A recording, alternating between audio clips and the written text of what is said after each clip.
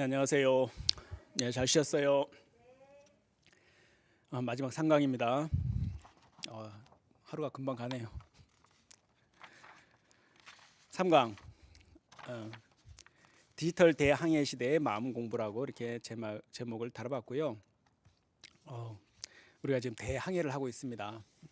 제가 해인사를 살아서 우리 해인사의 그 가람의 모양이 원래는 크게 배가 큰 파도를 넘어가고 있는 형국으로 지어진 가람입니다. 그래서 해인의 바다를 건너는 배처럼 이렇게 되어 있는데 항상 요동치죠. 가해산이 이렇게 만만한 데가 아니어서 그것처럼 제가 볼 때는 아까 처음에 말씀드렸던 코로나 팬데믹 그리고 4차 산업혁명 AI 시대가 됐든 이 두 개의 거대한 해일가도 같은 파도를 건너는 게 마치 지금 우리가 놓여 있는 형국 같아서 그렇게 다뤄봤고요.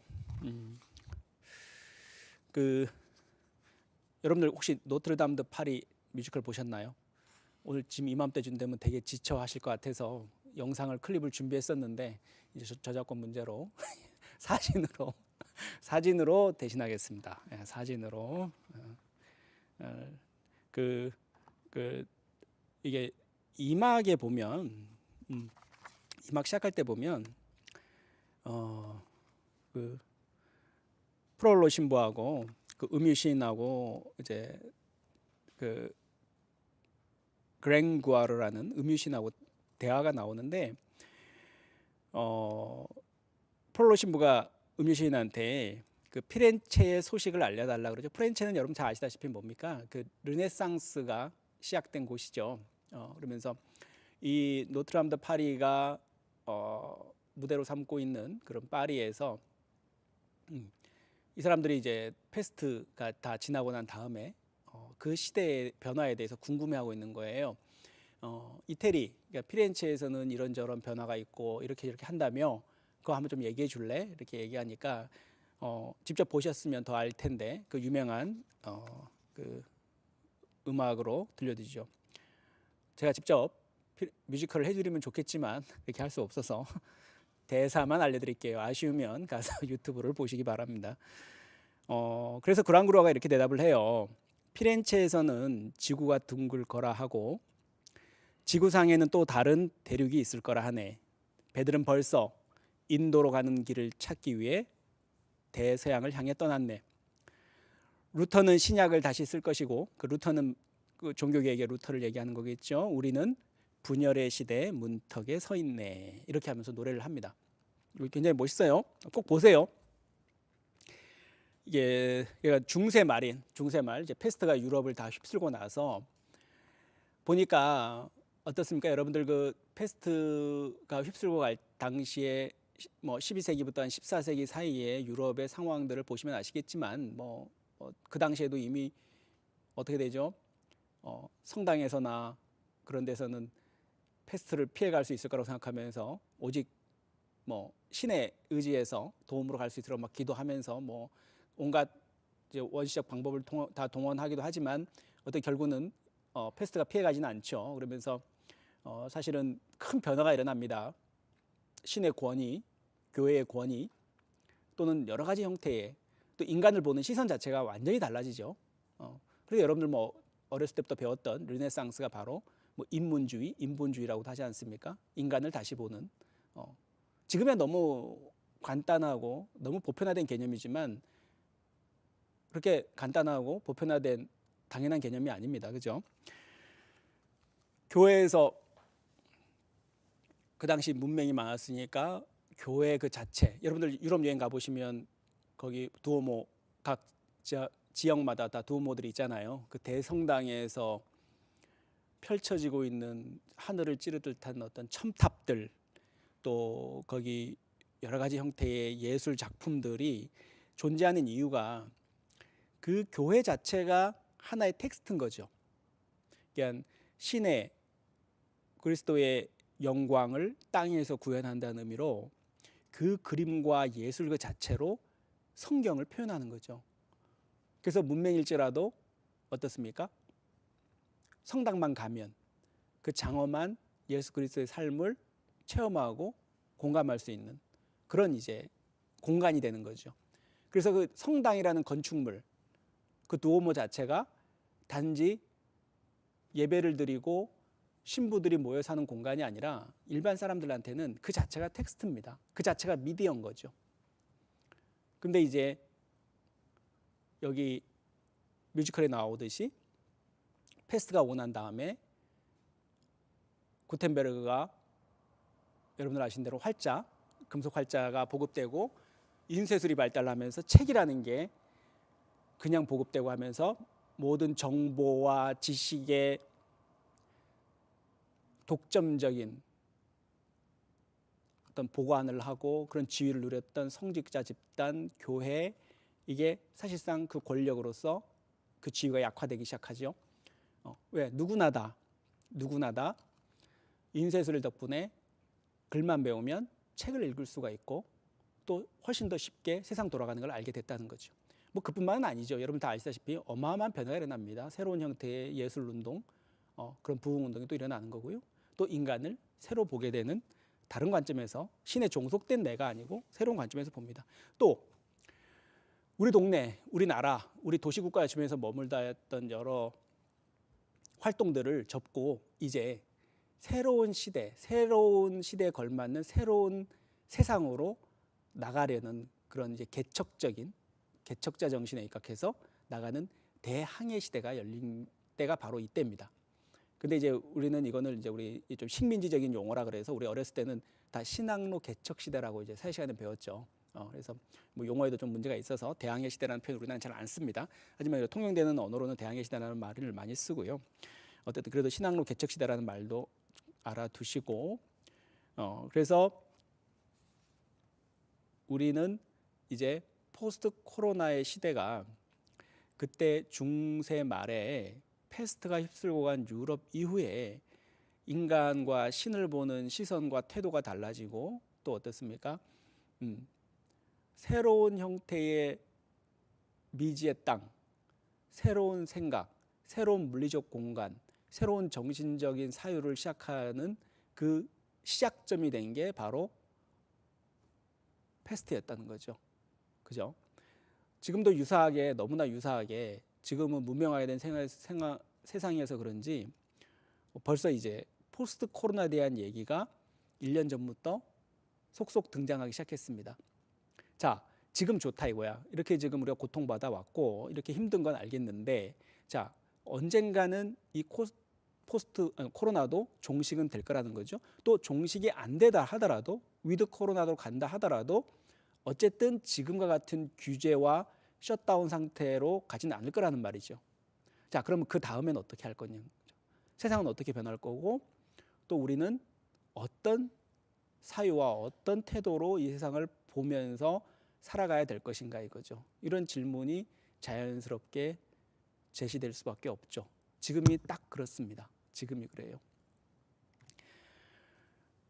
아까 제가 서두에 잠깐 언급드렸듯이 이 인공지능의 시대, 데이터의 시대 속에서 심지어는 백신마저도 이제 이 딥러닝이라는 기술에 의해서 속속 개발되고 우리가 지금 빠른 시간 내에 접종이 된다. 아마 인류 역사에서 이렇게 빠른 시간 내에 이렇게 팬데믹 수준의 질병에 대해서 이렇게 빨리 백신을 개발하고 이렇게 빠른 속도로 접종이 이루어진 전례는 당연히 없겠죠. 당연히 없었고, 근데 우리 현대 기술로 봐도 그것은 거의 불가능에 가까웠던 일인데 결정적인 이유가 바로 이 딥러닝 기술에 의해서 수많은 연구실에서 보냈어야 될 어마어마한 많은 시간과 노력을 상상을 초월하는 수준으로 줄일 수 있었다고 합니다. 그래서 실제 지금 여러분들이 생각하는 이 AI 시대라는 게 코로나 팬데믹 속에서 또 똑같이 같이 서로 상호 보완적으로 시대를 앞당기는 데 서로 도움이 되고 있다.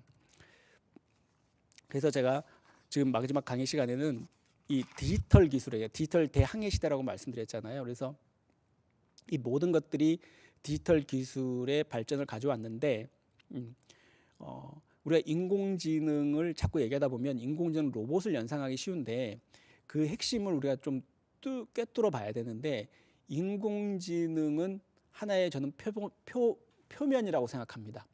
그러니까 물의 겉표면이라 그럴까요?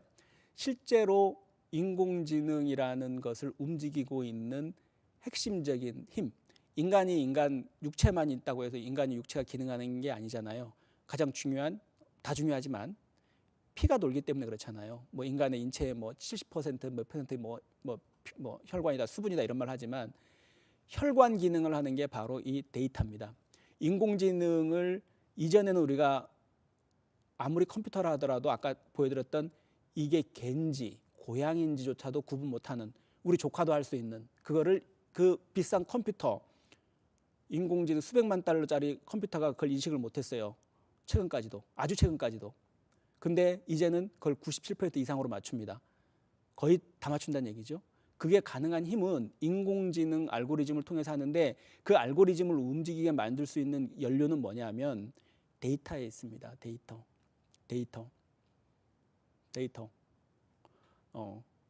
내가 항상 얘기하지만 언젠가 그 소프트뱅크 일본의 재벌, 한국이라고 알고 손정희 씨가 한국을 방문했죠. 그 당시 문재인 대통령을 만나서 뭐 악수도 하고, 그때 얘기하다 그걸 기자인가 대통령이 물어봤죠.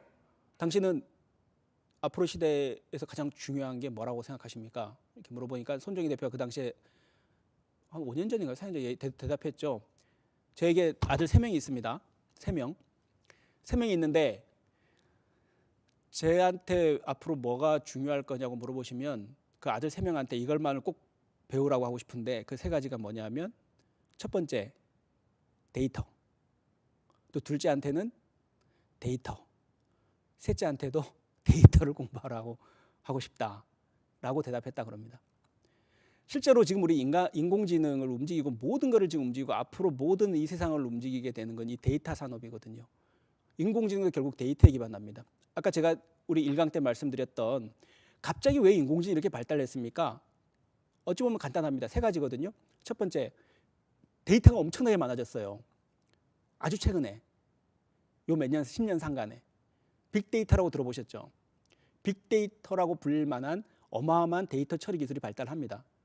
두 번째, 그 엄청난 데이터를 감당할 수 있을 정도의 컴퓨터의 수준이, 그걸 컴퓨팅 능력이라고 하는데 컴퓨팅 능력이 어마어마하게 좋아진 거예요. 옛날 여러분들 여기 386 세대 계시죠? 386하고 지금 컴퓨터하고는 이거는 하늘과 땅 차이예요. 여러분들 들고 다니시는 스마트폰 있잖아요. 옛날에 처음 아폴로 11로 보냈을 때, 달에 보냈을 때 컴퓨터 수준의 몇 배는 돼요. 여러분들 각자가 전부 다 지금 당장 그 스마트폰 하나 가지면 달나라 다 보낼 수 있다니까요. 그 성능 개선이 그렇게 이루어진 거죠. 두 번째, 컴퓨팅 능력이 엄청나게 개선되어 있기 때문에 그래요. 세 번째가 그 데이터를 보내는 전송 속도. 요즘 무슨 시대라 그러죠? 5G 시대라 그러잖아요. 5G 시대잖아요. 5G, 5G. 그 데이터를 전송할 수 있는 속도가 어마어마하게 빨라진 거죠. 그 정보통신 기술이 발달되니까.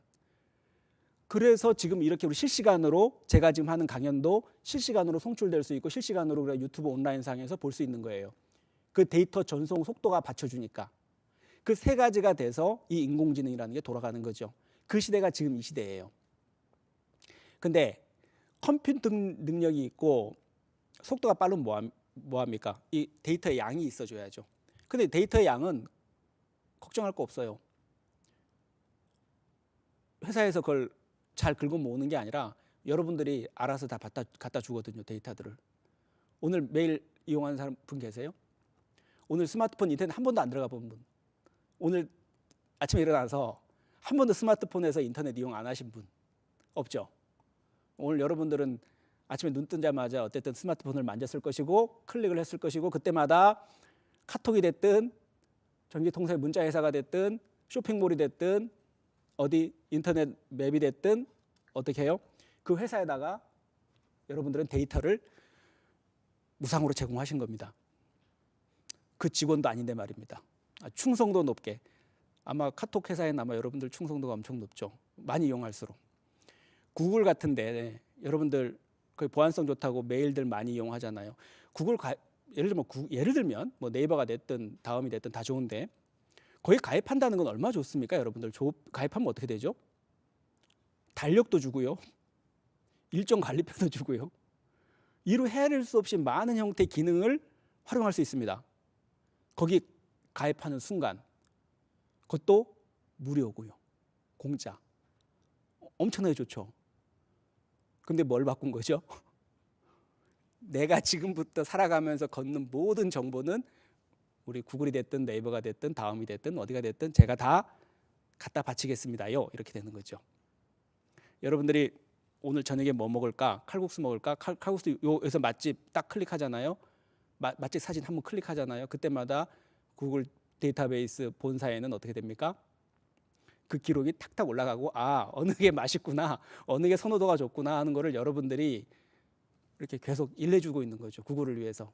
사진 검색 딱 하나만 해도 클릭 한번 할 때도 계속 여러분들이 일해주는 거죠. 누굴 욕하는 건 아닙니다. 그냥 그렇다는 거예요. 또 뭐 구글 욕하더라 뭐 이런 말을 하면 이상한 거. 어쨌든 그런 시대에 살고 있고 지금 전 세계에서 상위 10위 안에 들고 있는 기업 중에 7개, 예를 들어서 뭐 아마존이나 페이스북이나 마이크로소프트나 여러분들 잘 아시는 뭐 테슬라나 이런 기업들 있죠. 그 7들의 공통점이 뭐냐 하면 테슬라 같은 데는 뭐 일론 머스크도 얘기하지만 자동차 회사가 아닙니다. 거기는 데이터 회사라고 그러죠. 데이터 회사. 그 데이터를 장사하는 곳이라니까요. 아마존도 그렇고 마이크로소프트도 그렇고 페이스북도 전 세계에서 지금 돈을 버는 기업은 압도적으로 전부 이 데이터 플랫폼을 운영하는 회사에서 돈을 법니다. 옛날처럼 땅 파갖고 석유 뽑고 자동차 만들고 배 만들고 이런 나라에서 그 사업 사이즈가 엄청 크잖아요. 물리적 사이즈가. 그런 나라 그런 기업에서 다 상위권을 차지할 것 같은데 아니라는 거죠. 다 데이터를 장사하는 데서 돈을 번다. 그래서 여러분들이 충실하게 메일을 이용해주고 무료라고 좋아서 클릭 열심히 해주고 열심히 문자 보내고 막 할 때마다 여러분들의 삶의 흔적들, 신구의 몸과 말과 생각으로, 입과 생각으로 지은 모든 것들은 어떻게 해요? 디지털 까르마. 그러니까 여러분들의 어귀에 더 많이 흔적들이 남아있다. 디지털 공간에 훨씬 많고 여러분들이 지는 클릭 한 번, 문자 한 번, 손가락으로 움직이는 모든 업들, 그 생각의 업들, 또 말 대신 문자로 보내는 그 말의 업들은 전부 다 디지털 공간에 대부분 다 쌓이게 된다. 세상이 그렇다. 디지털 까르마로 표현된다. 데이터, 그 데이터는 여러분들 보시면 데이터 빅뱅이라고 그러죠. 데이터가 폭발적으로 증가했습니다. 근 10년 사이에. 지금 보시면 2020년 어떻습니까? 2011년부터 근 10년 사이에. 이전까지는 뭐 데이터라는 개념도 민망할 정도 수준이었죠. 급속도로 치솟습니다. 또 캠브리안 익스플로전이라는 게 뭐냐면 여러분들 아시다시피 캠브리아기가 옛날 우리 그 생명들이 갑자기 눈을 갖춘 생명체들이 지구상에 갑자기 출현할 때라는 거죠. 인공지능이 눈을 갖게 됐다고 얘기하잖아요. 눈을 가진 뭔가가 생기기 시작하면 세상이 완전히 뒤바뀌어 버리는 거죠. 지금 마치 다른 우리 자율주행 자동차들이 자기가 인공지능 시각 인식 능력이 있어서 세상을 보면서 다니듯이 데이터가 이제 우리 기계들도 인공지능도 세상을 볼 수 있는 능력을 부여하게 되는데 그게 바로 데이터가 있기 때문에 가능하다. 그것을 우리는 이제 빅데이터라고 우리는 설명합니다. 그래서 제가 항상 강의 때마다 잠깐 얘기하는데 그럼 뭐 해야 되냐? 데이터가 넘치는데 지금도 지금 데이터는 만들어지고 데이터는 이제 흘러가고 있습니다. 우리가 물이 막 흘러가고 있듯이 데이터도 흘러가고 있는데 뭘 해야 될 것인가? 제가 뭐 딴 데 가서는 다른 얘기할 때는 옛날 총무원장님 모시고 뭐 강연할 때도 그런 얘기했었는데 우리 한국 불교도 제발 이제 이렇게 데이터 플랫폼을 구축을 해야 된다. 우리 지난번 우리 코로나 팬데믹 사태도 봤듯이 모든 게 셧다운돼 버리고 산문이 닫아 걸리고 법회도 못 하고 오늘도 지금도 그렇잖아요. 지금 수많은 사람들이 와서 흥천사도 구경하고 좋은 가을 바람에 여러 가지 신행 생활도 할 수 있는데 지금 모든 게 막혀 있는 상태잖아요. 근데 이런 상태를 또 다시 또 어떻게든 바이러스는 다시 또 창궐 할 것이라는 게 전문가들 의견이고 할 건데 코로나가 끝나고 나서 다시 이런 일이 안 벌어질까요? 또 벌어진다는 거죠. 근데 지금 우리가 겪고 있는 이 모든 것들에 대한 것들이 데이터로서 어떻게든 저장이 돼야 되고 흘려보내지 말아야 된다는 거예요. 그래서 그 댐 역할을 할 수 있는 게 뭐다?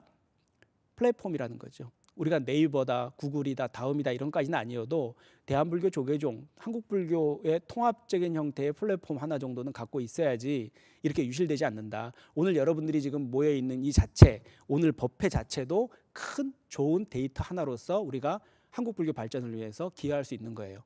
근데 여러분들이 일부러 기여한다는 생각 안 해도 돼요. 이런 데 열심히 오셔갖고 있는 것 자체로도 참여자가 누구이며 어떤 관심을 갖고 왔고 끝나고 나서 어떻다라는 그런 내용들에 대한 것도 전부 다 데이터라는 거죠. 근데 이런 것들이 차곡차곡 우리 한국 불교에 쌓이면 어떻게 되겠어요? 여러분들이 다음에 우리가 이 세상에 없더라도 다음 세대에 부처님 가르침을 믿고 따르는 모든 불자들이 이 데이터를 통해서 또 신행생활을 할 수 있고 한국 불교가 더 발전할 수 있고 그런 거잖아요. 데이터는 그래서 뭐 어떤 구글이다, 뭐 네이버다, 딴 나라 세상 얘기하는 게 아니다. 우리의 문제다, 우리 일상의 문제고 우리 삶의 문제고 우리 또 불교의 문제이기도 하다라는 말씀을 꼭 드리고 싶습니다. 그래서 저는 포스트 코로나를 흔히 얘기할 때 그래도 데이터, 나도 데이터, 세 번째도 데이터다. 여러분들도 데이터에 대한 중요성, 인공지능하고 데이터가 따로 있는 게 아니라 그 인공지능을 움직이고 인공지능이 만들 수 있는 거는 그 핵심은 데이터에 있다. 그래서 데이터를 볼 때마다 유심히 봐라. 이게 인공지능으로 들어간다. 인공지능을 움직이게 만들고 나랑 교감하게 만들고 소통하게 만들고 의존하게 만드는 거의 핵심은 실체는 데이터다. 그래서 제가 거듭 말씀드리지만 코로나 이후 포스트 코로나, 위드 코로나가 됐든 한국 불교 도대체 무엇을 할 것인가라는 묻는다면 제게 물른다면 이 데이터를 보관하고 관리하고 저장하고 우리가 처리할 수 있는 이런 한국 불교만의 통합 플랫폼을 구축을 해야 된다. 늦으면 늦을수록 우리는 또 아까 얘기했죠. 삽과 갱이로 항방공사하는 그 상황이 돼버릴 수 있다. 세상이 너무 빨리 변하고 있어서 뭐 이거 디커플링의 시대도 얘기하는데 이거는 뭐 이제 우리 포스트 코로나 이후에 모든 것들이 격리, 셧다운되는 시대, 또 과거에 우리가 정치적으로도 그렇고 군사적으로도 그렇고 경제적으로 모든 나라들이 서로 연대하고 했던 시대에서 지금은 코로나 한번 닥치니까 서로 공항을 폐쇄하고 모든 것들을 닫아걸고 혼자만의 자국 우선주의로 다 회귀하고 있잖아요. 그래서 우리 개인들도 그렇죠. 서로 이제 개인적으로 만나는 것도 이제 회피하다 보니까 전부 다 이제 자기 본위로 공동체가 이제 또는 붕괴되거나 공동체에 대해서 서로 회의감을 갖고 하는 상황이 좀 되고 있습니다. 그래서 디커플링이라는 게 단순히 어떤 경제적인 용어로만 쓰이는 게 아니라 실제 지금 우리 사회에서 벌어지고 있는 상황이 그렇다. 그럼에도 불구하고 우리가 연기법을 의지하고 살아가고 있는 불자로서 이 어렵지만 이 디커플링이라는 시대에 서로 고리가 끊어지는 이 시대에 어떻게든 고리를 연결하고 서로 연기적 존재임을 자각하게 하는 그런 활동들, 그런 노력들이 바로 우리 AI 부디즘을 통한 우리 불자들이 이 세상을 보는 관점이 아닌가 그렇게 생각을 합니다. 그래서 저는 글쎄요, 시간이 지금 뭐 많이 지나긴 했는데 AI 부디즘이란 관점에서 그 인공지능을 우리가 주변의 생활에서 접하고 우리가 스마트폰을 활용하고 할 때도 잠시라도 해서 저는 디지털 퍼즈라는 거를 제안드리고 싶어요. 그래서 디지털 잠시 멈춤 정도로 해석할 수 있겠죠. 그래서 여러분들이 뭐죠? 유튜브 검색을 한다든가 또는 뭐 스마트폰으로 특정 형태의 스트리밍을 감상하고 놀고 얘기하고 게임을 하려고 하더라도 잠시라도 하지 말라는 얘기가 아닙니다. 잠시라도 그 바로 디지털 세계에 들어가는 것보다 스탑 해버리는 게 아니라 퍼즈, 일시 정지, 잠시 멈춤할 수 있는 그런 어떤 내면의 힘을 기르는 것도 하나의 방법일 수 있지 않을까 이렇게 싶습니다. 그러면 어떻게 하나요? 단지 한 10초 정도, 20초 정도 그냥 멍 때리고 있는 건가요? 이게 아니고 제가 쉽게 할 수 있는 건 여러분들한테 그 수식관이라 그러죠. 자신의 호흡을 세는 형태의 그런 잠깐의 시간을 좀 가졌으면 좋겠다 이런 얘기를 하거든요. 제가 이 방법을 말씀드리는 이유는 예전에 우리 내 아시는 거사님께서 제가 요즘 스트레스를 너무 많이 받아서 근데 또 집이 또 그쪽 교통이 안 좋아 출퇴근 시간마저도 짜증이 난다. 그래서 그 차가 왜 그렇게 막히는지 나오다 보면 매일 신호등이 계속 자기를 멈추서게 만든대요. 그래서 그 안에도 시간 낭비하는 거 너무 싫고 너무 짜증나고 모든 게 짜증난다. 이런 얘기를 막 하더라고요. 그래서 제가 그때 말씀드렸던 게 그때 그 얘기를 하면서 같이 좀 공감 많이 했는데 그 차 안을 선빵이라고 생각하십시오. 선빵을 만드는 방법이 있어요. 여러분들 한번 집에 가시면서 할 수 있는데 우리가 그냥 음악 들으면서 차 막히거나 아니면 오늘 해야 될 것 짜증내고 빨리 못해서 짜증나고 그럴 때 많은데 그 가다 보면 여러분들 어떻습니까? 그 노란색 불에서 빨간색 불로 바뀌잖아요. 그럼 빨간색 보면 아우 또 막혔어 하면서 승질 내지 마시고 그 빨간색 불이 딱 바뀔 때 그 순간을 어떻게 죽빛 소리를 생각하시면 됩니다. 어차피 그 공간에 그 시간에 가만히 있어야 되잖아요. 어차피 움직이지 못해요. 그러면 최소한 1분, 길게는 5분도 갈 수 있고요. 차 막히면 그 시간 동안 뭐 화두를 잡는다는 것도 좋겠지만 그런 것보다도 일단은 자기 마음을 호흡을 다스리는 정도 좀 해볼까요? 말 나온 김에 다 기본적으로 다 해보셨을 테니까 자 한번 일단 이미 과부자는 되셨으니까 자기 수식관이라는 것은 자기의 호흡을 센다는 겁니다. 그죠? 숫자를 센다는 거죠. 그래서 코로 숨을 쉬는데요. 좀 마스크 때문에 답답할 수는 있겠지만 혀를 입 천장에 살며시 갖다 대고 코로 숨을 쉽니다. 길게, 가늘게, 부드럽게 내쉬었다가 다시 들이마십니다. 들숨과 날숨이 한 번 반복되면 그게 한 번, 카운트 1. 다시 내쉬었다가 들이마시면 2. 시선은 눈을 감으지 마시고요. 가만히 한 2, 30도 정도의 시선을 툭 던져 놓으시면 됩니다. 호흡은 최대한 부드럽고 가늘고 길게. 그게 잘 안 되시고 거칠어지신 분은 자기 코앞에 촛불이 놓여 있다고 생각하십시오. 근데 그 촛불이 내 호흡에 의해서 콧바람에 의해서 초가 흔들리지 않을 정도로. 그래서 코끝에 주의 집중을 정신을 온전히 집중합니다. 그래서 최소 7번 정도까지 호흡에 도전해 보십시오. 그래서 7이 되면 반대로 다시 1부터 하는 게 아니고 6, 5, 4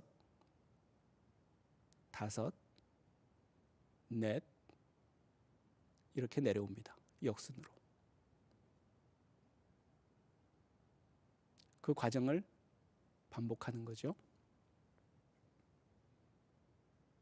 그러면 마음이 좀 편안해지고 머리가 좀 맑아질 것입니다.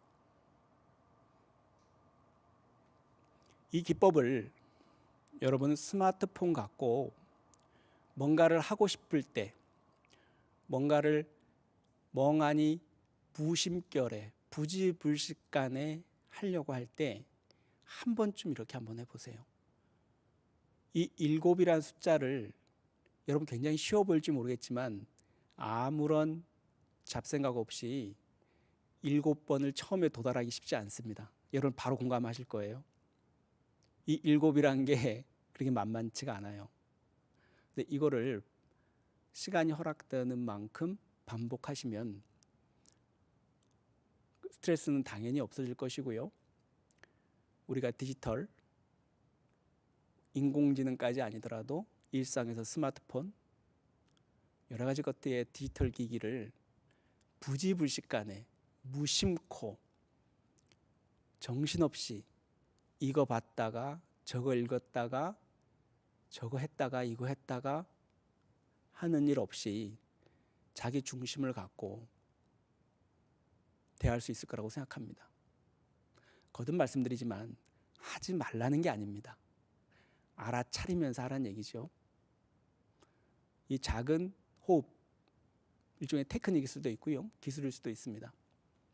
그래도 조금이라도 여러분들 차 안에서나 집 안에서 디지털 기기들을 접하기 전에, 직전에 조금이라도 그냥 무심결에 1시간이고 2시간이고 그냥 낭비하거나 흘려보내지 않을 수 있는 그런 조그만 기술이 됐으면 합니다. 그러면서 AI 시대라고 해서 인공지능이 다 해주는 것도 아니고 우리 중심에는 우리 인간이 있고 내가 중심이 될 수밖에 없고, 제가 잠깐 대량 복제 시대라고 얘기했잖아요. 모든 게 디지털이 된다는 거, 디지털의 핵심은 뭐냐면, 디지털이 뭡니까? 이렇게 물어보면 간단합니다. 카피 앤 페이스트가 되는 건 모든 게 디지털입니다. 여러분들 한글 문서 있죠? 복사 앤 붙이기, 카피 앤 페이스트, 뭐든지 복제할 수 있는 건 전부 다 디지털입니다. 그게 꼭 컴퓨터에서만 이루어지는 게 아니잖아요, 그죠? 뭐 유전공학이 됐든 똑같은 복제 양을 만들어내든 복제 뭐 식물을 만들어내든 그 복제할 수 있으면 전부 다 디지털 기술에 기반한 겁니다. 근데 그 디지털 시대 속에서 우리가 자기 자신을 놓치지 않고 내가 대체될 거라는 불안감, 메타버스처럼 내가 무한히 내가 복제되고 내가 하지도 않았는데 내처럼 활동하는 아바타들이 막 넘쳐날 수도 있고, 이런 시대를 살아가고 있지만 우리가 절대 대체될 수 없는 나만의 고유함, 나만의 신성함, 나만의 불성을 가진 존재로서의 나의 존귀함, 이걸 항상 자각하는 그런 불자가 되는 게 맞을 겁니다. 부처님께서도 뭐라고 그랬죠? 처음 태어나서 제일 유명한 얘기, 천상천하 유아독존이라고 말씀하셨잖아요, 그죠? 유아독존이라는 게 꼭 부처님이 내가 깨달았으니 내가 하니 내가 최고다 이런 얘기로 자꾸 얘기하는데, 그게 아니고 세상 모든 존재들이 불성을 가진 존재로서 하늘나라에 그 이상 존귀한 거는 없다는 얘기예요. 그 얘기는 무슨 얘기입니까? 여기 앉아 계신 불자님들뿐만 아니라 모든 숨쉬고 있는 모든 존재하는 그 모든 것들은 그 자체로서 이미 고귀하다는 거예요. 대체될 수 없다는 거예요. 어떤 형태로도 복제된다는 건 기술의 영역인 걸 뿐이고, 복제된다고 해서 복제되어지는 게 아니라는 거죠. 그걸 자각하는 게 어떻습니까? 그게 자각하는 게 불성을 자각하는 거죠. 그래서 대량 복제 시대, 나도 복제되고 다 복제되니까 뭐 이것도 써도 되고 저것도 써도 되고 대량 소비하고 막 해도 되고, 그게 아니고 또 나조차도 또 남들조차도 뭐 좀 비슷한 사람 복제하면 되지 뭐. 요즘에 뭐 메타버스에서 산 사람 죽은 사람도 다 복제해서 뭐 환생시킬 수도 있고 하긴 한데, 이건 디지털에서 얘기하는 겁니다.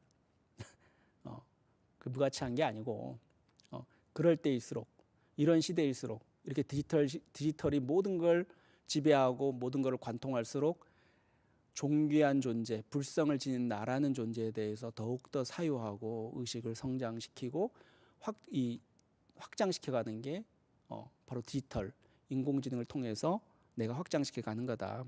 그래서 오히려 따지고 보면 과거에는 우리가 육체적, 정신적 한계 때문에 천수보살, 관세보살처럼 세상의 고통에 기울이지 못해갖고 몰라서도 못 도와주지만, 이제는 어떻습니까?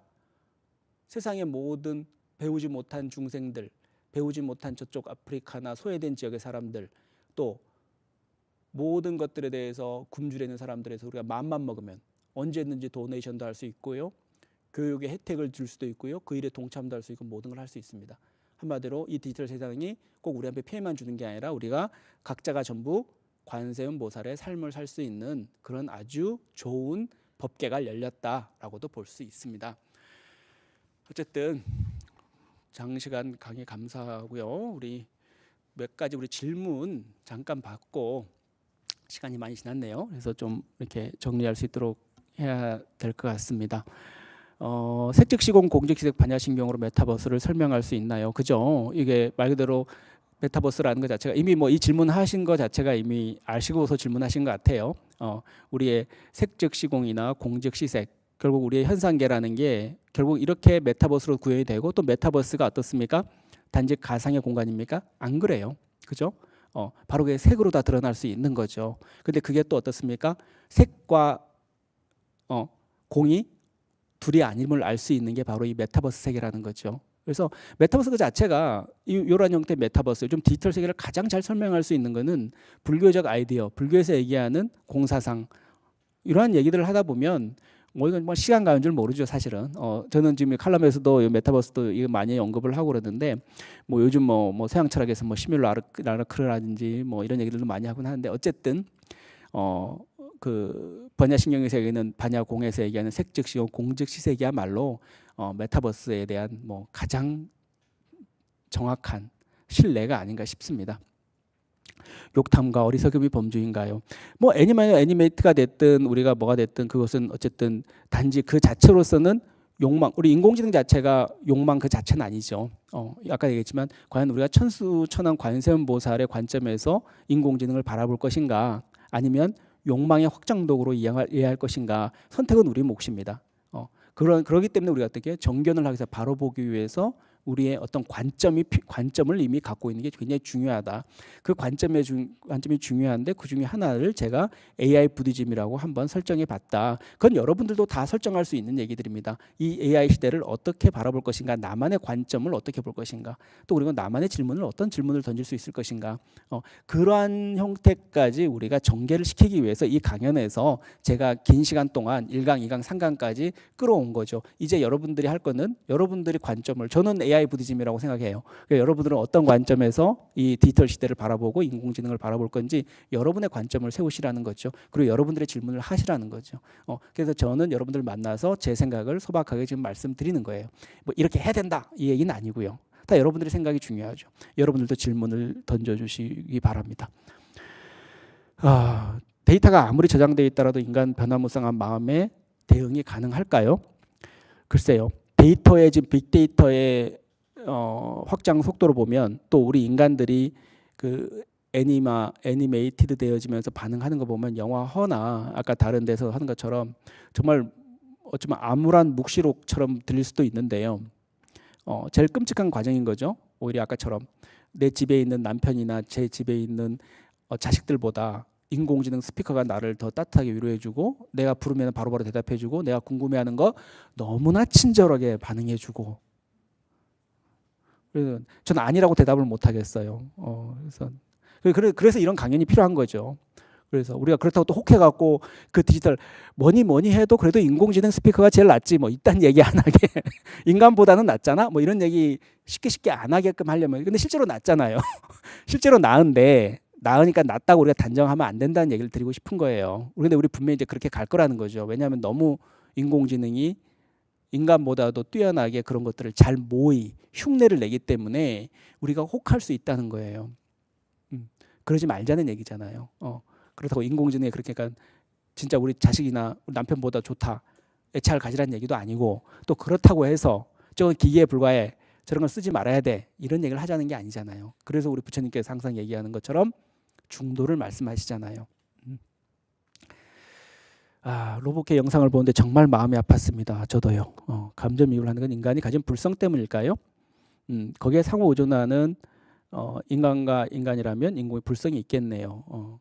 그렇죠. 감정을 이입하게 되는 건 인간이 가진 불성. 우리가 아까 그 로봇계 보면서 학대하는 것 같았잖아요.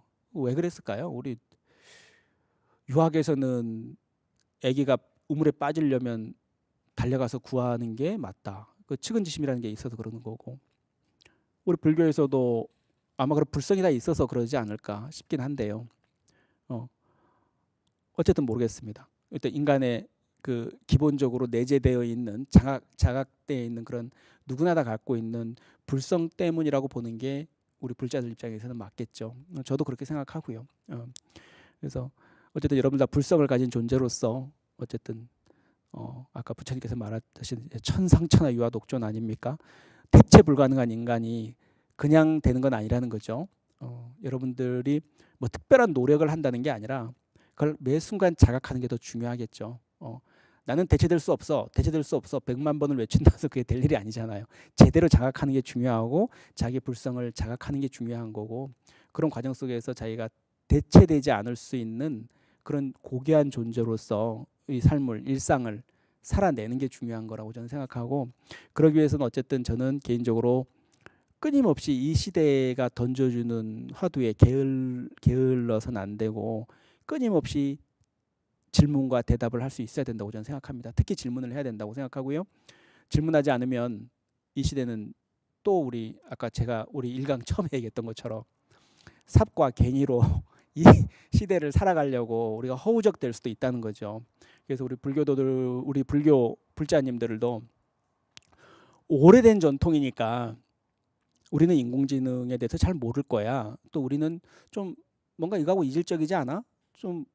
우린 좀 과학기술하고는 좀 거리를 둬야 되는 거 아니야? 이렇게 생각할지 모르겠지만 제가 아까 뒤 슬라이드에서 말씀드렸지만 부처님 유언이 뭡니까? 모든 것은 신속하니 불방일하라 이 얘기잖아요. 세상 모든 것은 빨리빨리 변하고 빠른 속도로 변화하니까 나의 제자들이여 절대 게으르지 말라 이 얘기예요. 제가 항상 우리 학인들 앞에 하는 얘기거든요. 제자가 물어요. 부처님 이제 돌아가시게 되니까 열반하시게 되니까 부처님 저기 열반하시면 장례는 어떻게 하죠? 뭐 이런 얘기 있잖아. 네. 그 행간은 내가 말씀 안 드릴게요. 근데 어쨌든 그래서 이제 부처님이 다 아시잖아요. 그 장례는 신심 있는 신도들이 다 알아서 할 거니까 나의 제자들은 뭐 하라고요? 열심히 정진하라고 했잖아요. 그 행간이 안 읽히죠. 저는 그런 행간이 그런 느낌으로 와닿거든요. 쉴 생각하지 말고 이 시간도 변하고 있기 때문에 너희들은 수행자고 계를 받은 부처님 제자들은 열심히 수행 정진해야 된다. 그 수행 정진해야 된 이유가 뭐냐면 그 장래 기간조차도 세상은 변한다 이거예요. 그 타이밍을 놓치잖아요. 그 시간은 다시 오지 않는다는 거죠. 그 시간은 그 시간 자체로서 의미를 갖고 있는 게 아니고요. 그 역사를 담고 있기 때문에 그렇죠. 그 변화를 담고 있기 때문에 그렇잖아요. 이 시간에서 수완이 변하니까 이 시대에 대응하는 사고하고 사유방식을 해야 되고 이 시대의 언어로 다르마를 진리를 설할 수 있어야지 부처님의 가르침이 영원히 이 사바세계에 남는 거라는 거죠. 부처님 당시의 언어로 지금 현대 AI 시대를 설명하려고요? 힘들 거라는 거죠. 그랬으면 벌써 불교는 사라졌을 거예요. 그 놀랍게도 우리 불교는 한 번도 그래 본 적이 없죠. 끊임없이 혁신했고 끊임없이 새로운 전통을 탄생시켰고 그건 여러분들이 잘 아시잖아요. 불교 대학 시간에 다 배웠잖아요. 그죠? 지금 대승불교가 그냥 대승불교가 생긴 겁니까? 초기 불교부터 부파 불교부터 선, 유식, 중간 할 것 없이 화엄까지 어마어마한 변화를 거쳤잖아요. 그게 왜 그랬을까요? 스님들끼리 갈등해서 꼭 그렇게 됐을까요? 아니죠. 그 시대가 요구하는 그 시대의 변화가 요구하는 불교를 담아내려고 하다 보니 새로운 전통이 그렇게 수립되는 거죠. 지금이라고 다를 것 같아요. 지금은 더 그래야 되죠. 너무 빨리 변화하고 있고. 그래서 꼭 그게 스님들만의 전유물도 아니고요. 우리 사부대중 모두가 여러분들조차도 새로운 시대가 요구하는 것들, 뭐 혹자는 시대 정신이라고도 얘기하는데요. 그 시대 정신에 그 시대가 요구하는 언어와 사유 방식으로 부처님의 다르마를 이 세상에 펼칠 수 있도록 해야 되는 게 우리 불자들의 또 다른 형태의 의무이자 소명이죠. 그죠? 그렇게 생각을 합니다. 자, 어쨌든 인공지능도 불성이 있다라고 여기 나오네요. 어쨌든 오늘 강의가 어쨌든 조금이라도 여러분들이 이 시대를 살아가는데 좀 도움이 되고 새로운 불교적 시각으로 사유로 이 세상을 보는데 도움이 됐으면 하고요. 거듭 말씀드리지만 이 시대에 여러분들만의 화두, 질문, 꼭 새로운 화두를 꼭 던지고 각자의 의문을 갖고 살아가시기를 바랍니다. 제가 아까 말씀드렸죠. 저도 아무것도 아니지만 오늘 이 자리까지 와서 제가 인공지능 전문가도 아닌데 여러분들 앞에 강연하고 한 게 뭐죠? 수십 년 전에 지대방에서 아까 얘기했죠. 인공지능에도 불성이 있을까라는 그 질문, 무심코 던진 질문 하나가 인연이 돼서 수십 년이 지난 지금까지도 시절 인연을 만나서 계속 그에 관심을 갖게 됐고 또 오늘 여러분들을 인연을 맺고 이렇게 할 수 있을 정도로 확장이 되더라. 그래서 여러분들이 한 생각 던지는 질문 그게 시간 공간을 다 뚫고 초월해서 어떤 미래를 열어가는 그런 불자님들이 됐으면 좋겠습니다. 어쨌든 오늘 장시간 동안 이렇게 같이 해주셔서 너무 감사드리고요. 어쨌든 고맙습니다. 또 더 좋은 내용으로 다음에 또 기회 있으면 또 뵙도록 하겠습니다. 예, 고맙습니다.